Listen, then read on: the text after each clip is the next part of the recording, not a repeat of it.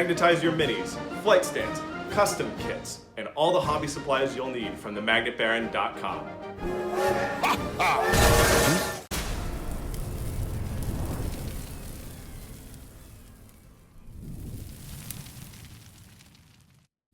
Hello and welcome to the YouTube channel for Craft World, Eldar.com. I'm Brent, and in this video, I'm going to be talking about the 2024 Summer Balance Dataslate update to rules, and there are quite a lot of updates to rules. Some people are calling this 10.5 edition now because so many rules have changed. I think that's a little hyperbolic, but yeah, the meta is going to be very different. I'll also be talking about changes to point values, although only the changes to the Aeldari point values, because I don't cover content for every faction. But I will touch on a few changes to rules for other factions that were kind of rivals for Aeldari that may affect us. I'm going to lead with the Aeldari specific changes and the point values for the simple reason that I think a lot of you follow me exclusively for Space Elf content, and maybe you've already read the general rules changes.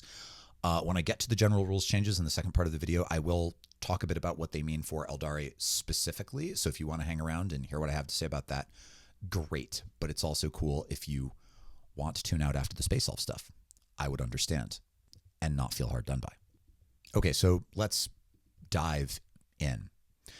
There haven't been any big changes to Aeldari rules specifically. There has been one key clarification and one big change to a game rule that actually hits an Aeldari unit pretty hard.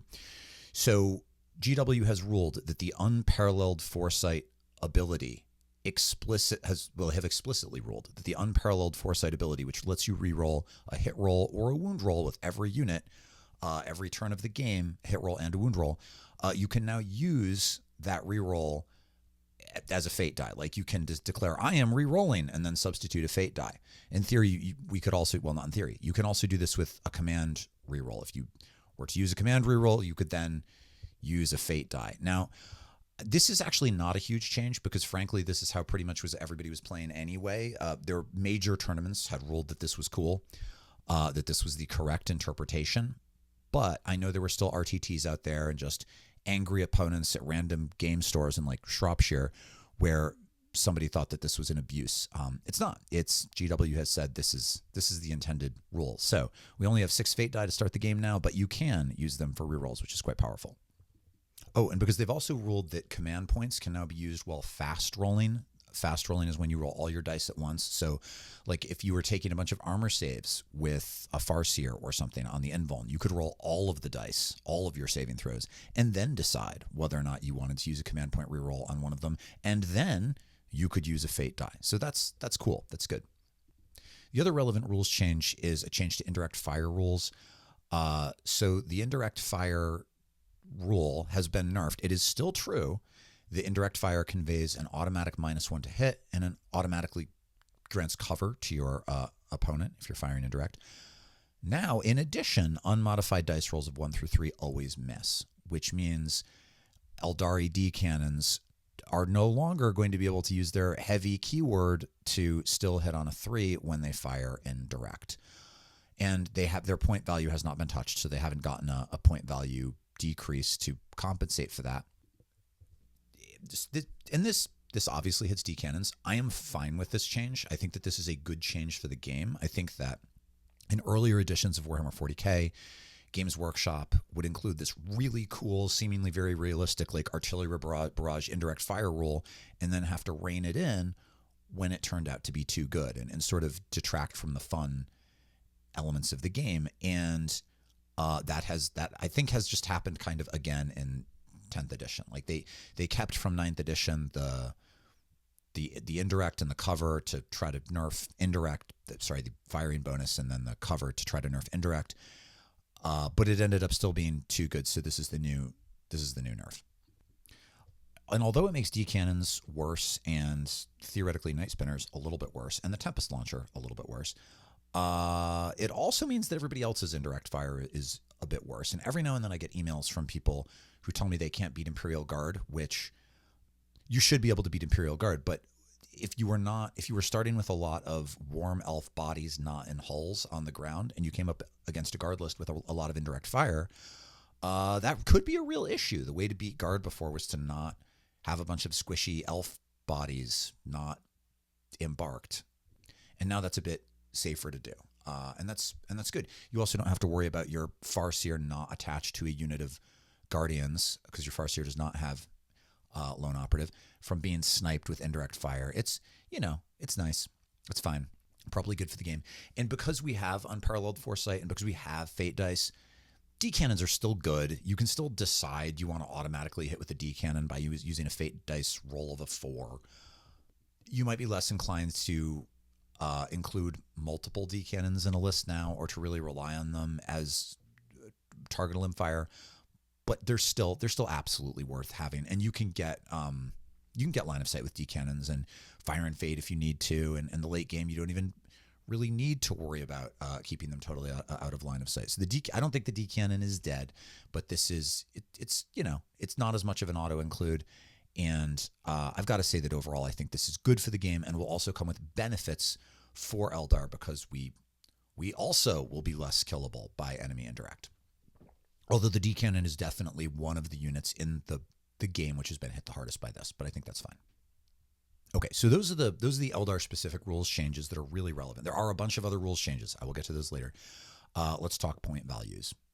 A lot of people are upset about the point values for the simple reason that probably most of the units that are appearing in almost every Eldar list that does pretty well at a GT, and some of you are freaking out right now and yelling, Eldar lists aren't doing good at GT. What are you talking about, Brent? Doing well, it's an adverb. Come on. But there have been Eldari lists that have done pretty well at GTs. James Kelling won a GT earlier this month with an Eldari list. I actually have an interview with him that was supposed to go up today, but has been kicked back because I really have to cover this content. But most top Eldari lists were leaning pretty heavily into the same units. There was unit variability, and those are the units which have gotten nerfs. And only one of these am I really kind of upset about. Honestly, the others are relatively minor, and then an equal or greater number of units have gotten points reductions, and they're units that weren't seeing much play, especially Phoenix Lords. And so I don't think that these points modifications by Games Workshop are actually an effort to tinker with the win rate of Eldari. It does not feel that way to me at all. I think it is an effort to tinker with unit variability. Like, there are over 60 units in the Eldari Codex and Index, and I think that this is just a way to try to encourage a wider variety of includes, which is also something that I think they're trying to do with the Pariah Nexus rules, which include more missions suddenly that benefit battle line units.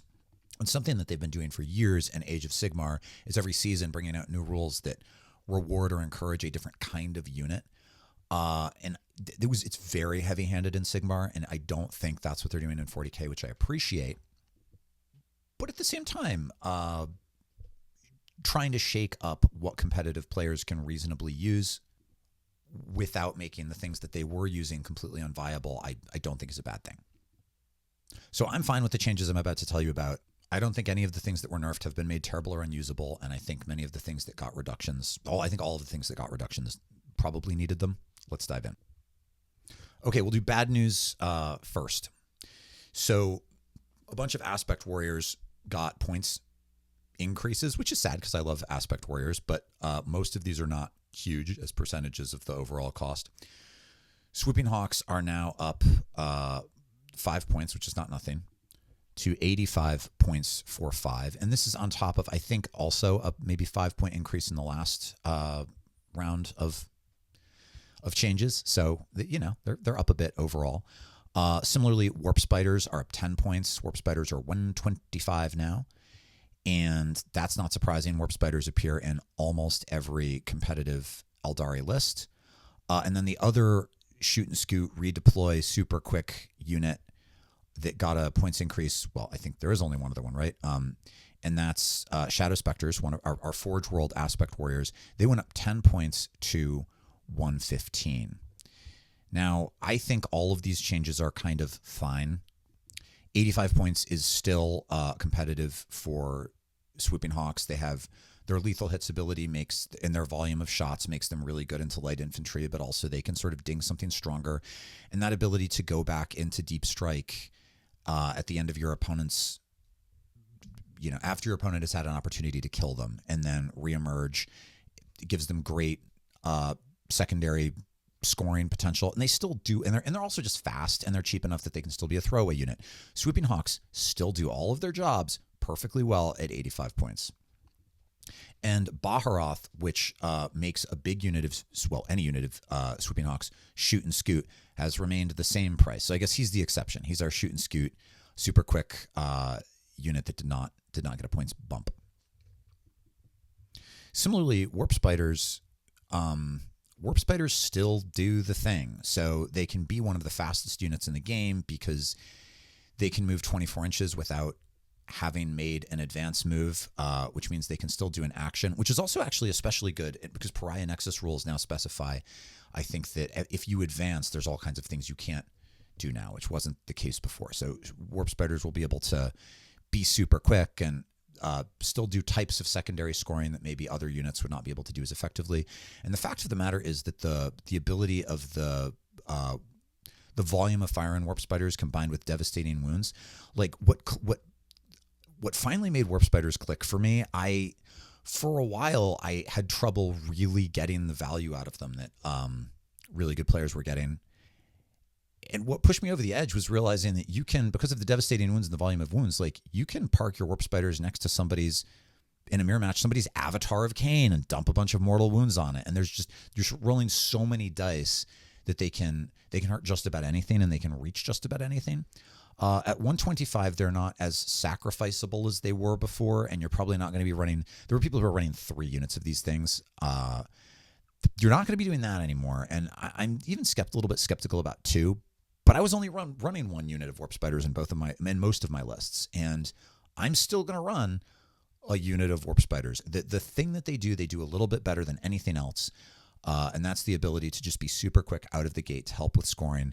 And they have with their volume of fire, they can wipe out an enemy light infantry unit, but then because of the devastating wounds, they can ding just about anything else also. Shadow Specters, I made a video about them. Yeah, they're more expensive now. They still help with secondary scoring. They still help with shooting. And again, the fact that you can keep Shadow Specters alive, usually for most of the matchup, because they can shoot and then move for free, means that when you're calculating the value of the unit as a combat unit, you need to take into account how many turns they'll be on the board, which is more than 1 or 2 generally. Also, nerfs to indirect fire mean that they will be harder for your opponent to eliminate. Other increases to Aspect Warriors. Fire Dragons are up 5 points. They appear in lots of lists because they're very good. 1 point per model is not like a lot. Dark Reapers, similarly, they're up 1 point per model. Now, some people are mad because Dark Reapers weren't appearing on a lot of lists. It's 1 point per model, whatever. That it may just be because the possible synergy with Mogan Ra, who got a points decrease. I don't really know why they did this. I heard somebody suggest maybe it's because of the Tempest launcher, but the other indirect fire stuff didn't get points increases on top of the indirect fire nerf. So I'm not totally convinced by that. But in any case, Fire Dragons and Dark Reapers, trivial increase. Skyweavers are up 10 points, which is fine. They're still good. They're 105 points for 2 Skyweavers now instead of 95. And I feel the same way about them that I do about the Hawks. They still do their job effectively. So Skyweavers have a killer damage profile into especially vehicles with good invulnerable saves, because on 4 ups to wound, they're just dumping mortal wounds on whatever it is with the Haywire cannons at a 24-inch range, which is really good. And then as a secondary weapon, they can either have the glaives or the Starbolas, both of which are really good into heavy infantry. I'm personally a Starbola guy, but there are lots of good players who are glaive people. So they're really good. They're fast, so you can get an angle on the things that you want to put the hurt on. They can still do all of that effectively, and at 105 points, it's still also fine to not fight with them, instead use them for scoring. They're still cheap enough that you can trade them. I'm just,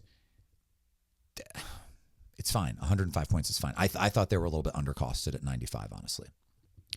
There's one more points increase, and it's the only one I'm mad about. Yvrain, who was 100 points, is now 125 points. A 25% points increase is huge. It's huge. And I frankly do not understand it. Yes, there were some Ynnari lists that were doing okay with Yvrain jumping out of a vehicle with a bunch of Harlequins and using a particular combo that I may have talked about in my Harlequin video. I think I talked about it somewhere, but it's good. But it's not like they were dominating tables, and that points increase it just feels like a tax that's unnecessary. Also, poor Ynnari players, right? Like, I don't get it, because that's a big enough increase, and she wasn't appearing in enough lists that it makes it feel like it's just trying to encourage greater unit variety. That really does feel like they're trying to rein something in that's out of control. And she's a very powerful melee character, but I don't think she's out of control. Our win rate certainly isn't out of control.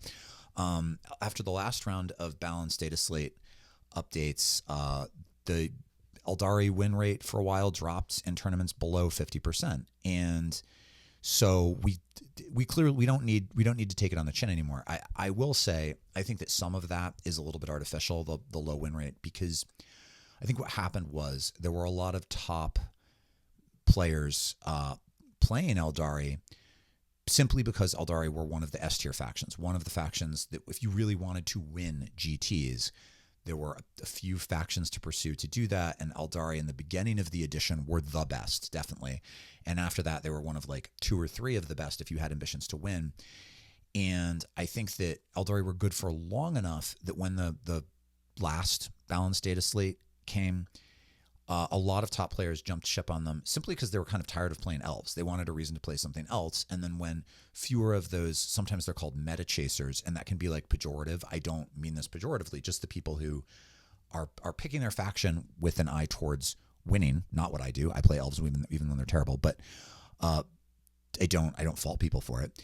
A lot of those people jumped ship on the faction, and even I think a lot of like aspiring highly competitive players kind of did the same thing because they were bored of their Space Elves. And so a lot of the people playing Aeldari at tournaments probably are just like passion Aeldari players, and maybe people who are don't have a large collection to draw from to run the best stuff, or maybe just are not as experienced and skillful. And so that can create the appearance that the faction is suddenly bad. It's not. I think Aeldari are in a very good place. There are definitely things that I would tinker with, but like, I didn't feel like, even when our win rate took that nosedive, I didn't feel like it meant that we suddenly needed a bunch of help. But what we don't need is nerfs, substantial nerfs. Like the few points here and there for unit variety is one thing, but I don't know. I think they did Yvrain dirty, but maybe they have their reasons that I'm just not picking up on. It could be that in play testing the new Pariah Nexus stuff, there are obscure reasons that I am not recognizing why Ynnari, with their ability to like pull battle line units from these different sub-factions, are just better. And it was easier to raise Yvrain's cost than to raise the cost of those battle line units, because then that's not fair to the individual factions, right? When they're not running Ynnari. I'm hoping that maybe that's what it is, but I don't know. So let's talk about the stuff, the good news, the stuff that's cheaper. I think all of these are good changes. Asserman or Azuraman or Azurman, or however you want to say this, he's down 20 points. 115 points for a unit that lets Dire Avengers hit on 2s and fire Overwatch for free, but more importantly is a melee demon with a 3-up invulnerable save is not bad. 115 points. I'm going to say it again, for a character unit with a really powerful melee profile and a 3-up invulnerable save. There are not a lot of 3-up invulnerable saves in the game, is really good. I don't know if it's like we're going to see him in a bunch of GT podium lists good, but it's good. It's good for the model. And as we see more and more horde type lists, although with some of the changes to the general rules, we may see fewer horde type lists. I'll talk about that later. It is certainly true that Dire Avengers with their Phoenix Lord, that is a useful tool into infantry. And the fact that they have lethal hits means that even if you come in up in matchups where they don't have a lot of ideal infantry targets, there's still good stuff for them to shoot. And I think Asserman really excels as like this midfield unit that can be a melee counterpuncher for you. Also, the heroic intervention stratagem, I was going to talk about this later, but whatever. It came down to 1 CP, which is really good for Asserman. And thank goodness it came down to 1 CP. It was 2 is too much.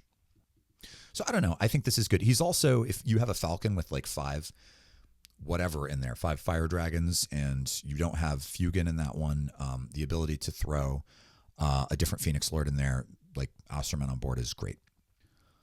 Osterman and 5 Dire Avengers are now 185 points, which is not bad. It's not bad for that tool. It's still a little too expensive, I think, to be a disposable trading unit, which is probably kind of where it would want to be, but I think it is a reasonable cost for that tool, and I think that before it was a little bit unreasonable.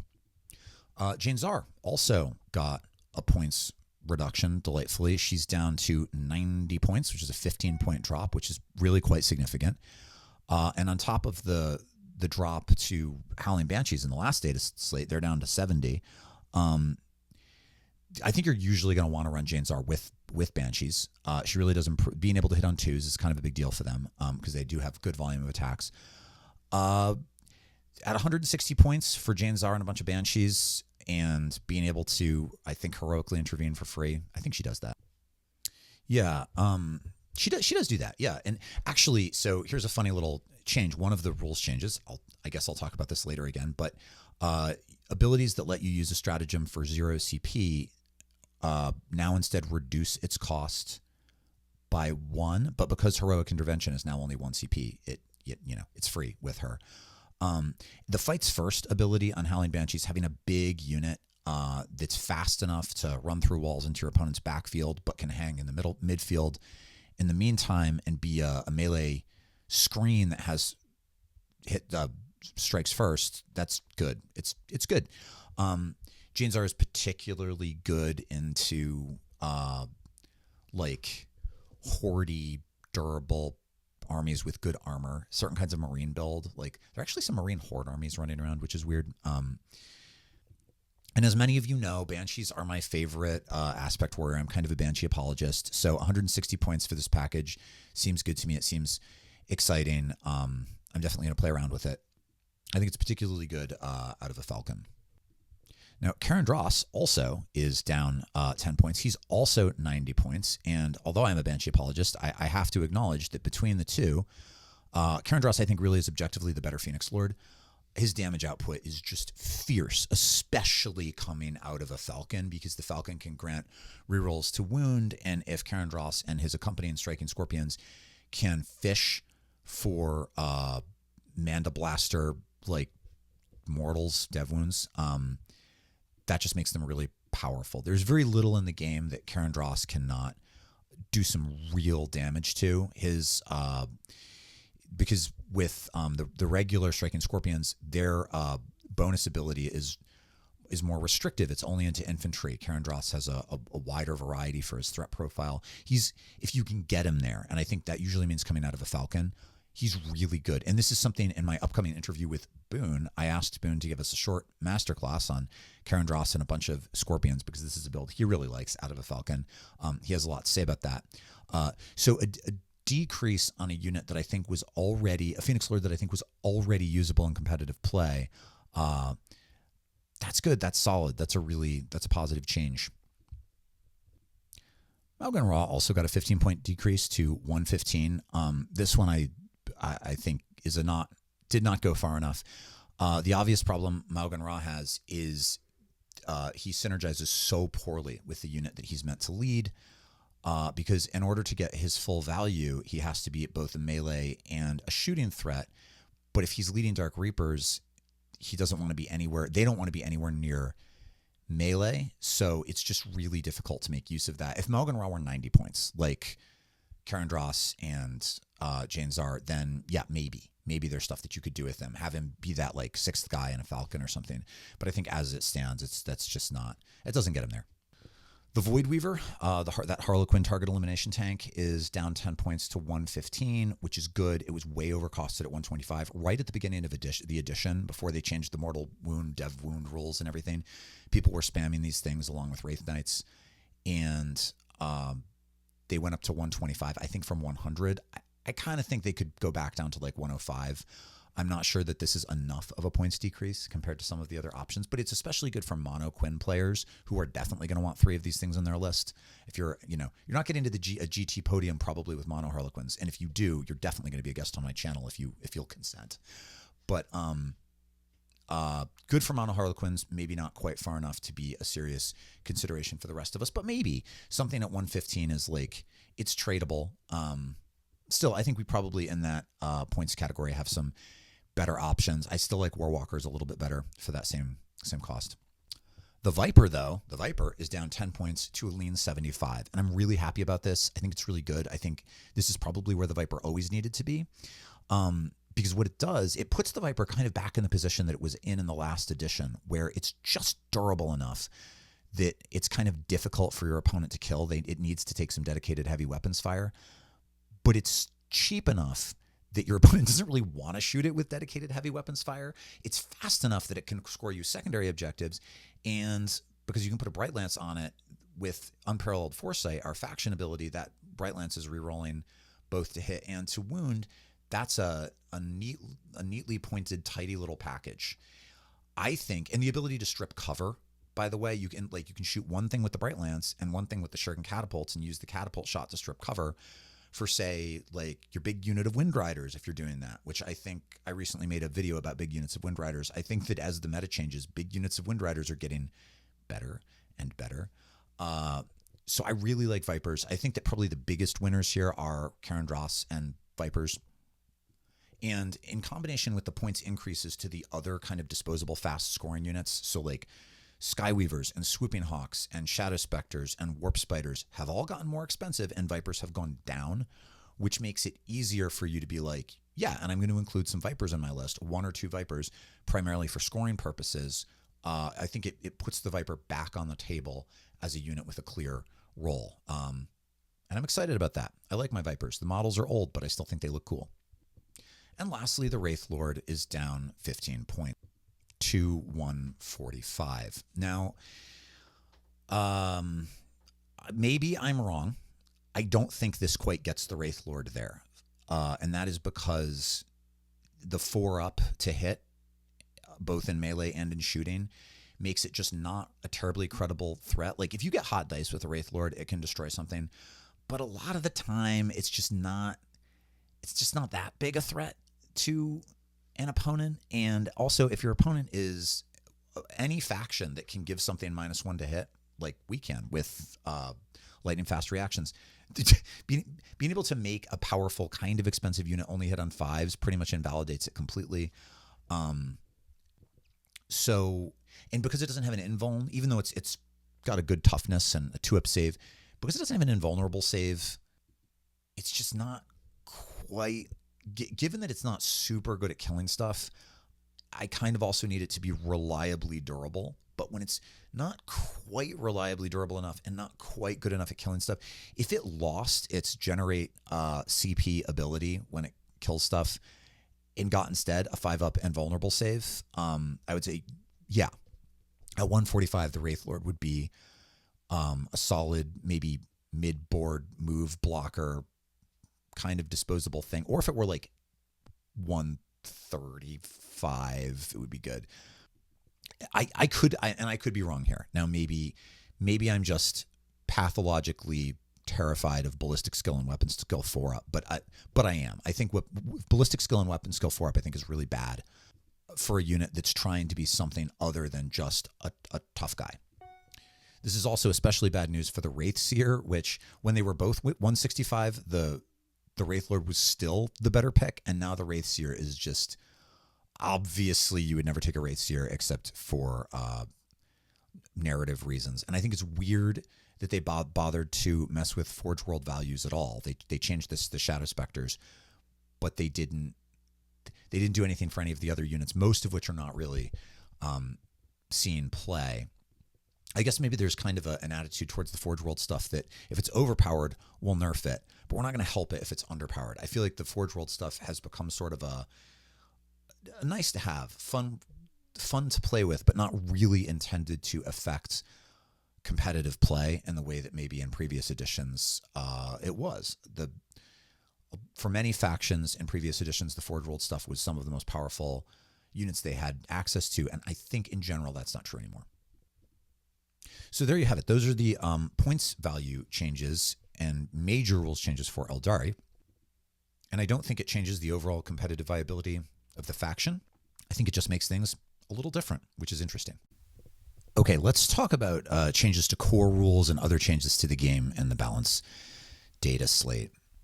I'm not going to review absolutely everything, and that's because most of the changes, and there were a lot, actually just closed weird little loopholes and or rules that were just now they're explicitly stating in a way that prevents various rules from being like routinely misinterpreted or maybe even intentionally misinterpreted. So, for example, some Aeldari players apparently were trying to argue that the Wayleaper's ability that provides an extra CP is exempt from the 3 CP per battle round limit. Obviously it's not, and now they've just explicitly stated that it's not. Some really ridiculous pedants have argued that because of a technicality in army mustering rules, warlords that let you make some particular unit battle line, like Noise Marines, don't actually succeed in doing that for like rules as written reasons. I will not cover any of those changes or the stuff that is so niche and bizarrely particular that most of you would not be affected by it. If you are interested in those, head over to the Goonhammer website. They have an exceptionally well-written article covering all of it, including the stuff that really doesn't affect most players. Okay, here's the stuff that does affect most players. Some of these I mentioned before, so I'll breeze through anything that I touched on earlier in this video. I already mentioned the rule that nerfs abilities that let you use strats for free has been rewritten. So you might remember that before, in some previous balanced data slate, the ability that lets you use strats for free applied only to battle tactics was rewritten to apply only to battle tactic stratagems. That's gone. Now abilities that let you use stratagems for free apply to any stratagem, but they no longer let you use it for free. It now costs 1 CP less. So not really a thing for Aeldari, but maybe you play other factions. Also, abilities that let you use a stratagem a second time now only work if the stratagem is specifically named, like Ozerman lets you fire Overwatch, and you can do that even if you've already fired Overwatch. Apparently there are places where I guess the ability and the stratagem are phrased slightly different. I don't even know, but it has to name the stratagem specifically that you're allowed to use twice. Here's one that slightly affects Eldar. Units with, well, actually, in various matchups, it would affect Eldar a lot, I guess.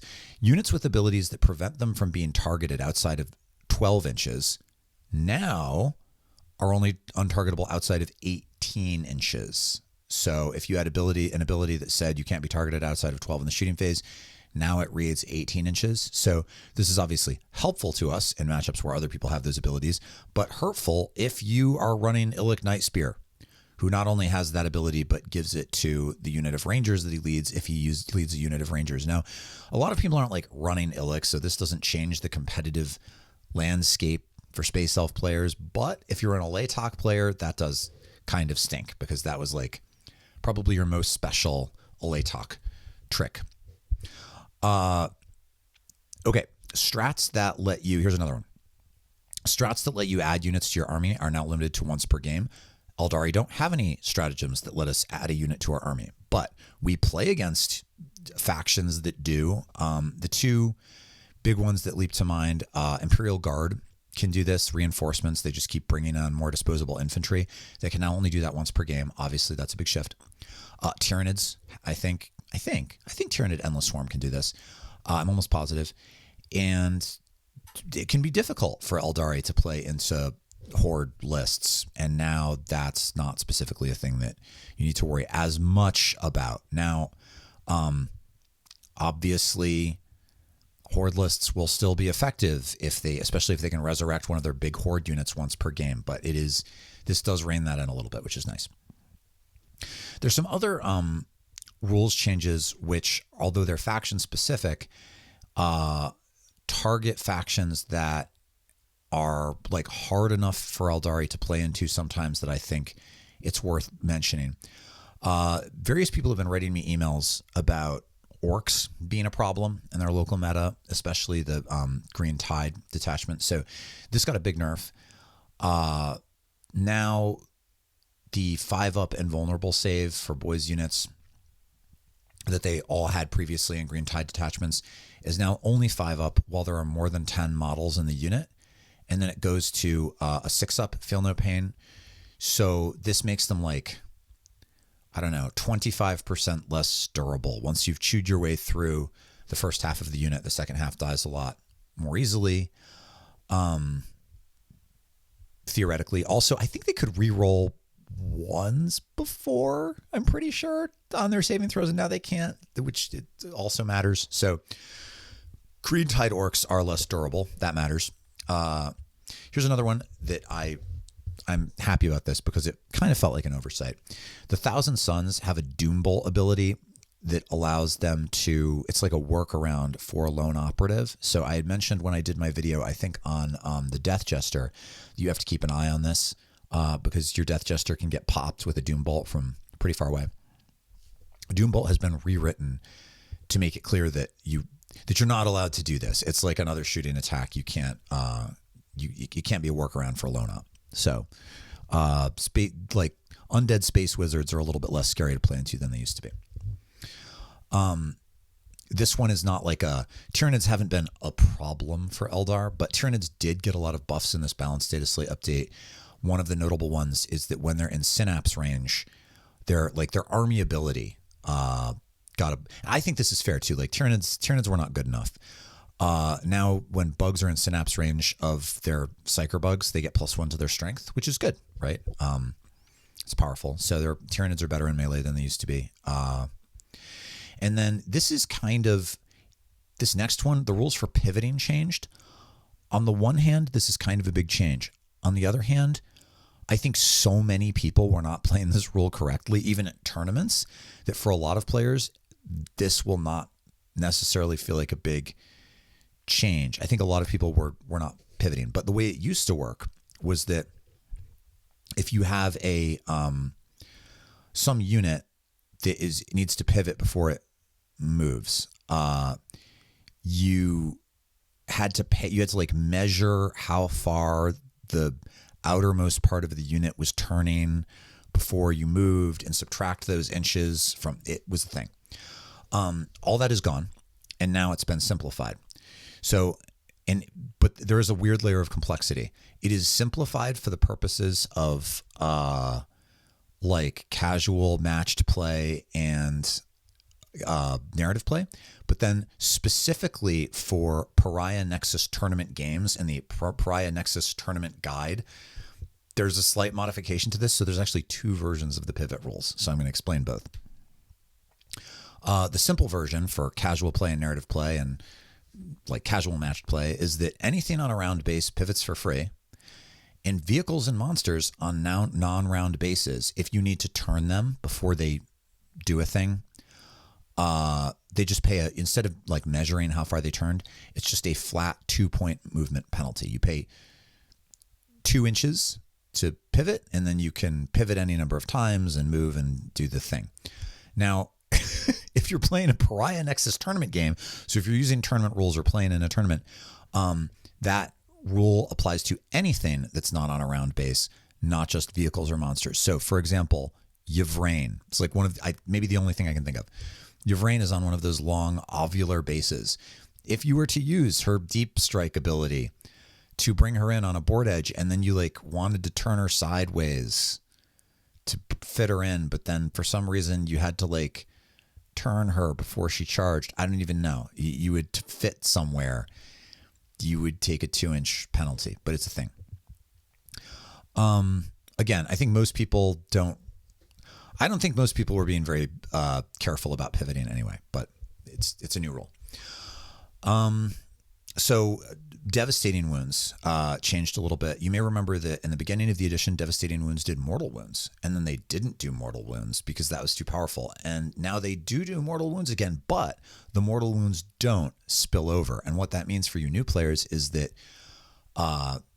normally if you do like 7 mortal wounds to a unit, if you do enough damage that you kill a model, the additional mortal wounds like bleed over and kill more models. Whereas if you shoot a unit with like a bright lance and it does 7 damage, it can still only destroy a single model. So the way dev wounds works now is wounds don't bleed, but they have the mortal wound keyword again. And this is important because some units in the game have feel no pain saving throws specifically for mortal wounds. So like suddenly Custodes were kind of in a bad place because they have a feel no pain against mortal wounds, but it didn't work into dev wounds, and that's been, or maybe some Custode units, that's now been resolved. I already mentioned there's been a command reroll buff.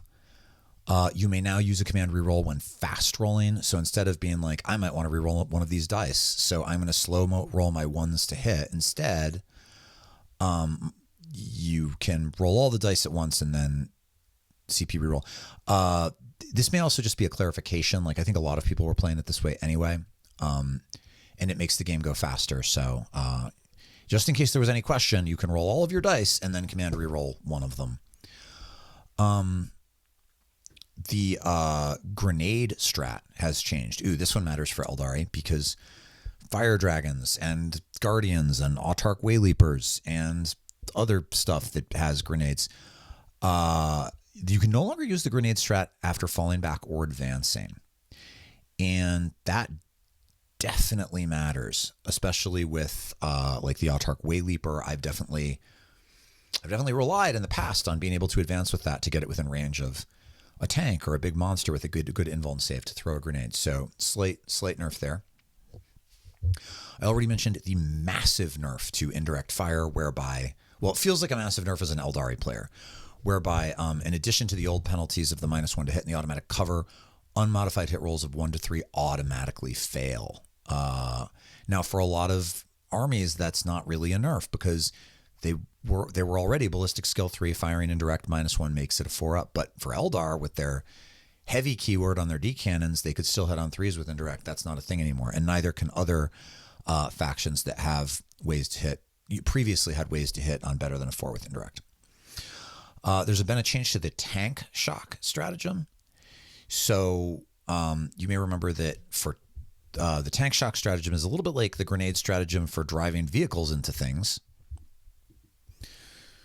So you for tank shock, you roll a number of d6 equal to now the toughness of the tank that has just completed a charge into something. And for every 5-up, you just do a mortal wound. Previously, you rolled dice equal to the strength value of its best melee weapon, and then it was like a special bonus if this was above the toughness of the target. The whole thing's simplified. You just roll dice equal to the toughness of the thing. And this is really good. This is like if you, even something like a wave serpent, right? Or a falcon, or even like a fire prism. You fly into something, you roll 9 dice. Statistically, that's 3 mortal wounds. Something like a Wraith Lord, that cheaper Wraith Lord, theoretically can run. Oh, I guess, no, he's got the monster keyword. He doesn't have the never mind. You can't do this with the Wraith Lord, but it's good. Tank shock's good. Also, be careful. This is particularly effective against the Avatar of Cain, which hates mortal wounds. So don't let anything with high toughness run into the Avatar of Cain. That is a vehicle. I already mentioned the change to heroic intervention. It's down to 1 CP. Cool. I especially like that one for the Vizarch, who conveys fights first on the unit that he leads. I like to run him with Harlequins. I have a video where I talk about how good I think the Vizarch is like a sleeper good character. Fights first is really good. And now with heroic intervention at 1 CP, I think there's some cool synergies there.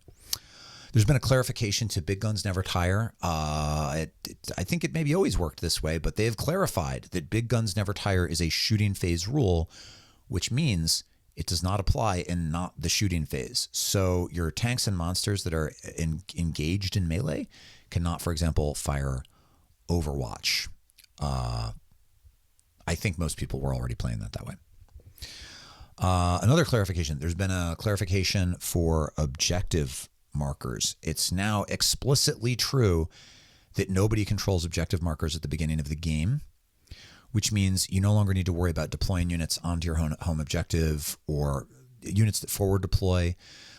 Some of us would make sure we didn't deploy these things on a midfield objective for fear that if we then drew into a secondary mission that was move on to an objective, you wouldn't be able to, it would be easier to score if you started not controlling. Well, you don't control the objective, so it doesn't matter where you put things in your deployment phase. You still may want to be cautious though, because opponents may be rewarded for destroying enemy units on objectives, even if those enemy units don't control or models don't control the objective just yet. So certainly in the midfield, it's still a thing to think about.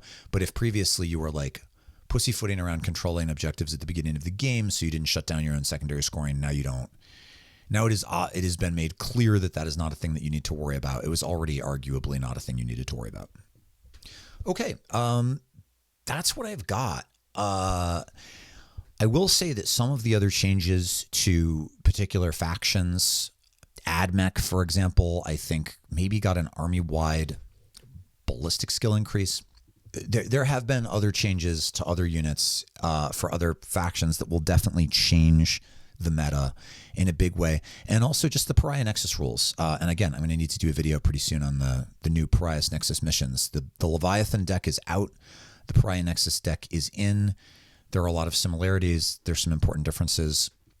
And honestly, I think that the way Aeldari play going forward in this next phase of 10th edition will be affected more by changes to other factions that will affect the overall metagame than by any changes specifically to Aeldari or even core rules in this datasheet update or the Munitorium Field Manual. It's mostly going to be how we play relative to the other stuff that ends up being good. And there are a lot of people making predictions about that, and some of those are no doubt accurate, but it's still going to be a little while before we really know how the game has changed. And this is something that I really like about 40K. One of the things that keeps 40K from getting stale for me is that there are these sort of regular shakeups. I know that for people who don't play games most weeks, if you're playing 3 games a year, it can be frustrating that every time you play a game, it feels like the rules have changed. But for people who play regularly, especially if you're playing with the same relatively small meta of players, these kinds of changes help to keep the game fresh.